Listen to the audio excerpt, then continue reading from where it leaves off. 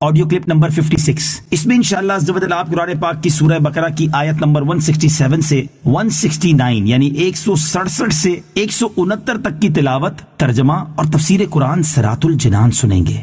بسم اللہ الرحمن الرحیم۔ ترجمہ: اللہ کے نام سے شروع جو نہایت مہربان رحمت والا ہے۔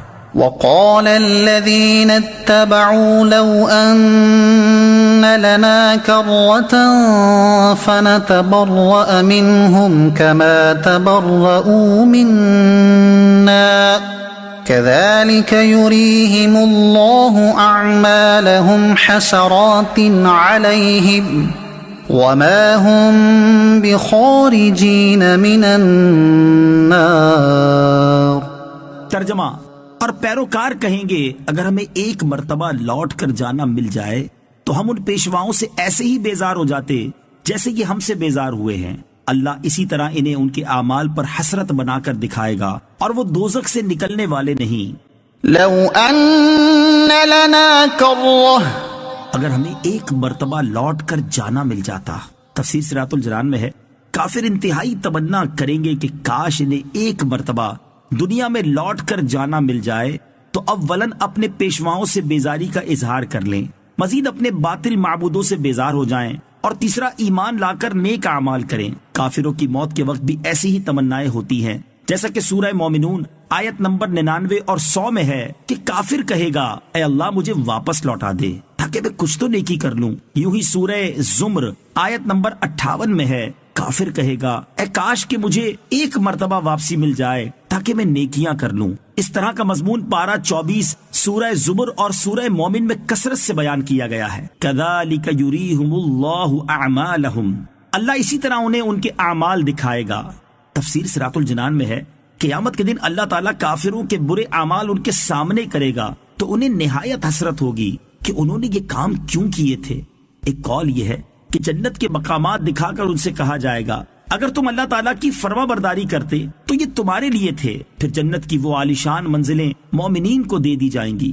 یا ایہا الناس کلوا مما فی الارض حلالا طیبا ولا تتبعوا خطوات الشیطان انہ لکم عدو مبین۔ ترجمہ: اے لوگو، جو کچھ زمین میں حلال پاکیزہ ہے اس میں سے کھاؤ اور شیطان کے راستوں پر نہ چلو، بے شک وہ تمہارا کھلا دشمن ہے۔ کلوا مما فی الارض حلالا طیبا، جو کچھ زمین میں حلال پاکیزہ ہے اس میں سے کھاؤ۔ تفسیر صراط الجنان میں ہے، مشرکین نے اپنی طرف سے بہت سے جانوروں کو حرام قرار دیا ہوا تھا۔ اس کی متعلق یہ آیت نازل ہوئی کہ زمین میں پیدا شدہ چیزیں اللہ تعالیٰ نے حلال کی ہیں اور لوگوں کے نفع کے لیے ہی انہیں پیدا کیا ہے، لہٰذا صرف ان چیزوں سے بچو جنہیں اللہ تعالیٰ نے خود منع فرما دیا، اور جن چیزوں سے اللہ تعالیٰ نے منع نہیں فرمایا وہ سب حلال ہیں۔ اللہ تعالیٰ کی حلال کی ہوئی چیزوں کو حرام قرار دینا کیسا ہے؟ اس سے معلوم ہوا کہ اللہ تعالیٰ کی حلال کی ہوئی چیزوں کو حرام قرار دینا اس کی رضاکیت سے بغاوت ہے۔ مسلم شریف کی حدیث ہے کہ اللہ تعالیٰ فرماتا ہے جو مال میں اپنے بندوں کو عطا فرماتا ہوں وہ ان کے لیے حلال ہے، اور اسی حدیث میں ہے کہ میں نے اپنے بندوں کو باطل سے بے تعلق پیدا کیا، پھر ان کے پاس شیاطین آئے اور انہوں نے لوگوں کو دین سے بہکایا، اور جو میں نے ان کے لیے حلال کیا تھا اس کو حرام ٹھہرایا۔ انما یأمرکم بالسوء والفحشاء وان تقولوا علی اللہ ما لا تعلمون۔ ترجمہ: وہ تمہیں صرف برائی اور بے حیائی کا حکم دے گا، اور یہ حکم دے گا کہ تم اللہ کے بارے میں وہ کچھ کہو جو خود تمہیں معلوم نہیں۔ انما یأمرکم بالسوء والفحشاء،